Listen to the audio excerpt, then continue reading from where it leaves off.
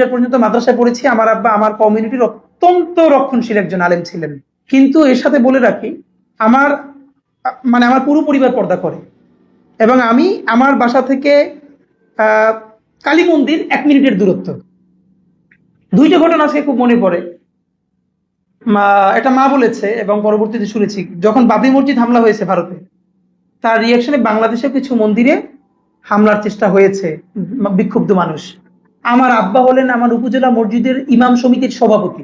ইমামদেরকে নিয়ে কমিটি কইরা আব্বা রাতের পর রাত মন্দির পাহারা দিতেন। তিনি মনে করতেন যে জালেম না, তার বিরুদ্ধে জুলুম করাও আর একটা জালেম জুলুম। কারণ ভারতে যে বাবরি মসজিদ ভাঙছে সেই তো এখানে নাই, সুতরাং সেইটার প্রশ্নে এখানে মন্দির হামলা করাও আর একটা জুলুম, জুলুমের বিপরীতে জুলুম করা যাবে না।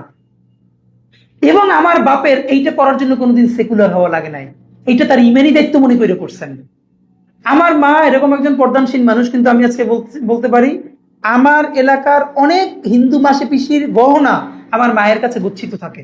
এই জন্য তো আমার মায়ের কোনোদিন পুজোর নাড়ু খাওয়া লাগে নাই। এই যে আমার মাকে এরকম করেই তারা সম্মান করে, আবার আমরা তাদেরকে তাদের মতো করে সম্মান করি।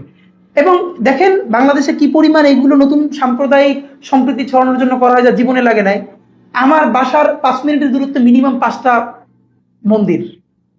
আজীবন দেখে বড় হয়েছি, যখনই মাগরিবের আজান পড়তো বা কোনো আজান পড়তো, ওই সময়টা অনার কইরা মন্দিরগুলো কিছুক্ষণ ঢাক বাজানো বন্ধ রাখতো।